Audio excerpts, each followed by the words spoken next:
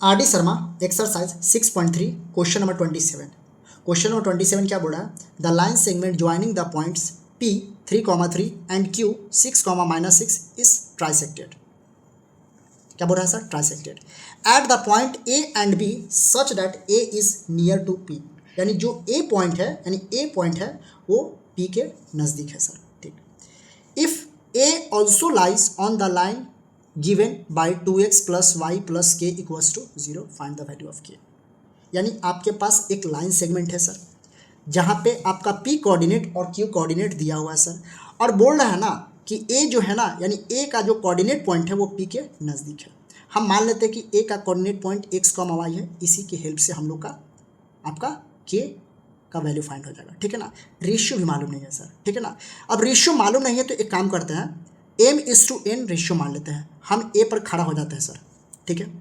m के LHS side देखिए कितना बॉक्स आ रहा है, एक बॉक्स आ रहा है, यानी इस रेशियो को हम a मान लेते हैं सर, a मान लेते हैं। ठीक है सर। और इस RHS साइड इसको क्या मान लेते हैं सर? n मान लेते हैं। क्या मान लेते हैं? n मान लेते हैं। यानी LHS साइड जा रहे हैं तो m का वैल्यू 1 आ रहा है सर, क्योंकि एक बॉक्स है सर, और इधर जा रहे हैं तो 2 आ रहा है सर, क्योंकि एक बॉक्स 2 बॉक्स हो गया। ठीक है ना। तो चलिए इसको रिजॉल्व करते हैं। ठीक है सर। यहाँ पे लेट कर लेते हैं, लेट a को x, y लेट कर लेते हैं। आपके पास p दिया हुआ सर, एंड p 3,4, q कितना दिया हुआ सर? 6,-6 दिया हुआ। ठीक है सर। यानी यहाँ पे m के जगह पे क्या होगा सर? 1 होगा। 4 पॉइंट p के लिए पहले से कर लीजिए। 4 पॉइंट a के लिए बात करते हैं, पहले a के लिए बात करते हैं। तो a के लिए m का जो रेशियो होगा 1 होगा, n का रेशियो होगा वो 2 होगा सर। ठीक। आपके पास x का x है सर, y का y है। x1 के जगह पे क्या है सर? x1 के जगह पे आपके पास 3 है, y1 के जगह पे 3 है, x2 के जगह पे आपके पास 6 है, y2 के पास आपके पास -6 है। x1 y1 x2 y2, x के जगह पे x है, y के जगह पे y है। यहाँ पर आप सेक्शन फार्मूला को अप्लाई कर दीजिए sir, by section formula. Section formula, section formula for x coordinate क्या होता है? x कोऑर्डिनेट के लिए mx2 plus nx1 by m plus n। x के जगह पे x से रहने दीजिए सर, m के जगह पे क्या है सर? 1 है, 1 है। ठीक।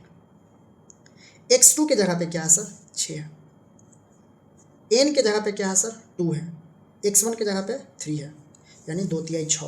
अब बट्टा में m प्लस n, यानी 2 1 3, तो 6 कम 6, 6 6 12, 12/3, यानी x का वैल्यू कितना है sir?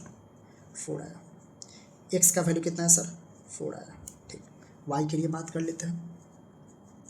y coordinate ny2 plus ny1 by m plus n। x के जगह पे 4 आया सर। अब y के लिए निकालते हैं। m का वैल्यू क्या है सर? 1, y2 से मल्टीप्लाई कर दीजिए, यानी 1 को -6 से मल्टीप्लाई करेंगे -6 आएगा सर। n y1 को n के जगह पे 2 है सर, y1 2 तिहाई 6 equal to m plus n, यानी 3, यानी 0 अपॉन कुछ भी रहे वो 0 आएगा सर। तो y के जगह पे क्या है सर? 0 आया सर। ठीक है।